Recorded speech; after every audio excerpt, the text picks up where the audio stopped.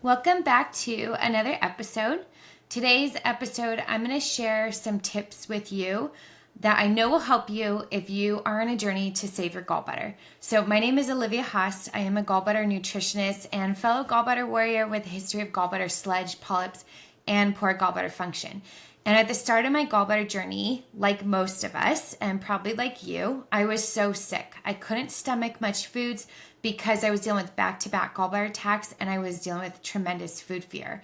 I was living off broth, lentils, and bananas for months while I was trying to figure out what was going on with my body. And I knew this diet wasn't sustainable. And I didn't also want to be stuck on a low-fat diet forever either while I tried to save my gallbladder. And I knew if I was going to commit to this journey to save my gallbladder, there had to be a better way. There had to be a more sustainable diet where I can work to save my gallbladder, improve my gallbladder health, and work on the issue at hand. So I know many individuals who are working to save their gallbladder can relate to my story. And I want to share how I came off specifically a restrictive diet and a low-fat diet and started to enjoy food again without fear, less like concern about counting fats with every meal. And I was actually able to reintroduce a lot of healthy fats back into my diet. So first I want to chat about a low-fat diet and when we shouldn't use it while we're working to save our gallbladder diet or while we're working to save our gallbladder. So a low-fat diet, first of all, is going to do nothing to save your gallbladder. It does nothing to fix the issue with the sludgy bile, poor liver health, and gallbladder dysfunction that is causing gallstones, sludge, and issues with the function in the first place. So if you're working to save your gallbladder and you're stuck on a low-fat diet, you're not doing something right. And it's important that we address this and we eat in a way that is actually addressing the cause. Now, a low-fat diet is certainly helpful to use temporarily after gallbladder attacks or when your gallbladder is super sensitive. So usually I recommend to clients like go on a low-fat diet, typically for about 2 weeks following a gallbladder attack to reduce down biliary inflammation, calm down the gallbladder, prevent it from contracting hard or a gallbladder attack. But meanwhile, you want to work on strategies to improve your digestive health, your liver, and gallbladder health so you can bring foods back into the diet with less gallbladder pain. So I'm going to share some of the strategies in this video that has helped thousands of individuals with gallbladder issues over the years while they're working to save their gallbladder execute a more sustainable diet where they weren't stuck on a low-fat diet and the diet was very supportive to help them save their gallbladder. So first things first, the types of fats you eat matter. So you want to start looking at your diet first and start swapping out low-quality inflammatory fats from the diet that cause issues with sludgy bile and gallbladder dysfunction. So low-quality fats are fried foods, greasy foods, refined vegetable oils. So that's going to be canola, sunflower, safflower, peanut oil. Spend some time going through your pantry, read the ingredients where it says other ingredients, active ingredients, and start cleaning out foods. Second thing is that if you're relying on takeout or eating meals out a lot, truthfully, if you want to improve your gallbladder, liver health, you want to save your gallbladder, this habit has to stop. Because when you can't control the types of fats you're eating, the amounts of fats that are cooked in these fast foods and takeout. So it's best to bring your diet back into your kitchen where you can have more control. Then you can also work on continuing to bring down inflammation by swapping out temporarily high allergy foods. This is going to be gluten, corn, soy, and dairy. Eggs are also possibly a potential trigger food. Eggs are a common gallbladder trigger food, either due to the fat or the high allergy response in the body. And so sometimes we do have to temporarily remove out eggs. Now, eggs are choline rich, so they should be enjoyed in a gallbladder liver diet. So once your gallbladder is not symptomatic, it may be helpful to bring eggs back in. And then if you struggle with histamine intolerance, which is very common with gallbladder liver problems, you may have to consider high histamine foods as well.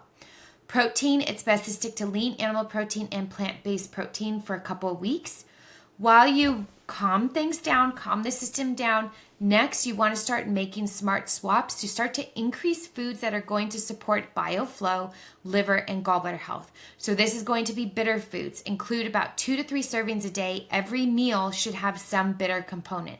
So lemon, apple cider vinegar, radish, arugula, radicchio, dandelion greens. These are kind of my favorite. Beets can be really great post-gallbladder attack to help support your liver gallbladder. Please caution with oxalate issues. If you do have oxalate issues, cook down the beets. Golden beets also have less oxalates. Fiber, we want to include lots of fiber. And so we want to include about 2 servings low glycemic fruits a day. This is going to be berries and citrus fruits, lots of antioxidants. Vegetables, we want to include about 50 to 70% of vegetables with your main meals. You may find when your gallbladder is really sensitive, I struggled with this, you have to stick to more cooked vegetables, and that's okay temporarily. Also include 1 serving of beans per day. Lots of good soluble fiber. Supplements, bring in digestive supportive supplements. This is going to help improve that fat intolerance. So we want to take a bitter component before meal. So digestive bitters are certain herbs that naturally stimulate your digestion. So examples of this are like ginger and dandelion. Inside my gallbladder formulas BioFlow tincture, it's a great combination of different digestive bitters and herbs that target your liver and gallbladder health. So I'll share in the caption a link to that product. You can also certainly do lemon or apple cider vinegar and water before meals. After meals, take a bile salt like ox bile. Ox bile is really helpful in cases of where you're dealing with fat intolerance to help support fat digestion. So we want to start with ox bile, 125 milligrams to start. Increase with heavier meals or fattier meals. If you find you need still a little bit more support, you may need to drink a bitter component again after the meal. So again, you may have to do a little bit of apple cider vinegar after the meal if you feel nauseous, bloating, you just feel kind of gallbladder sensation. Move your body, walk your body, have a bitter component, and that typically helps. So these are some strategies that are a great place to start that are going to help you reduce down gallbladder pain. Exception to this is if you have gallbladder infection or bile duct stone. If present, this requires immediate medical attention. So it's important you follow up with your medical provider. So once your gallbladder is less tender, you're executing these strategies. We're swapping out some of the inflammatory foods, the foods that irritate the gallbladder liver. We're increasing gallbladder liver nutrients, working on BioFlow. We're adding in supportive digestive supplements. Your gallbladder's less tender. Now it's time to start to bring variety back into the diet. Now it's time to move on from the restriction. So starting with fats, because fats are the biggest problem. Fats, remember, the quality matters. So you want to include healthy fats in a gallbladder liver diet with things like wild-caught fish, animal protein, olive oil, coconut oil, avocado oil. This is where it has to be individualized. There's not one specific grams of fat that works well for everyone because it can depend how sensitive your gallbladder is. So, but we do want to eat these healthy fats. They're part of the process to fix the issue. But you are going to have to eat them in moderate amounts, individualize them. So of course, when my gallbladder was super sensitive, I couldn't eat much of these either. So I started with maybe 1 teaspoon of healthy cooking fats. Once I felt more confident, I was like, okay, I got this. I started to increase slowly to 1 tablespoon. Now I don't even count at all. I don't even care because I really don't experience symptoms around meals. You also want to continue with the digestive aids around meal times to support fat digestion.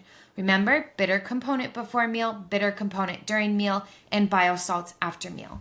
As you work to bring foods back in, pick one food at a time. And we want to work on introducing some of these healthy fats back into the diet. We're not bringing in a lot of these processed, low-quality fats. We're bringing in these healthy fats. So an example of this for avocado. Avocado was the death of me. It was a big trigger of gallbladder attacks.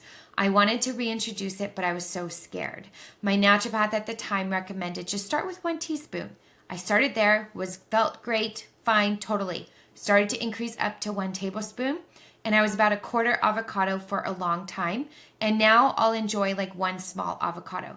Now, when my gallbladder is tender, I notice more clay-colored stool. I feel more nauseous around meals.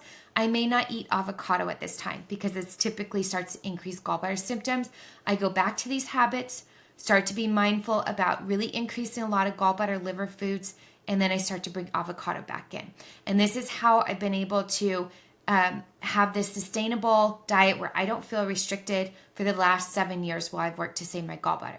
So this is how I was able to come off a low-fat diet, eat healthy fats again, and like I said, the last 7 years worked to save my gallbladder. And I know this strategy works because I've helped so many individuals Over the years, thousands of individuals work to save their gallbladder. I've helped many individuals inside my Gallbladder Saver Society membership use this same approach to stop gallbladder pain and enjoy healthy fats back into the diet. So I know it works. And if you're pregnant, postpartum, juggling gallbladder issues, and you were told low-fat diet was your only strategy, I promise you this strategy is so, so important, because as a mother, you need your healthy fats. So it's really important we work on the issue. So I'll share more info below in the caption, but if you need more support on your gallbladder journey, I know how overwhelming it can be. I would love to help you more inside my Gallbladder Saver Society membership. So in the caption, you can check out more information to join there. But I hope that you found this episode helpful, and have a wonderful day. Thank you so much.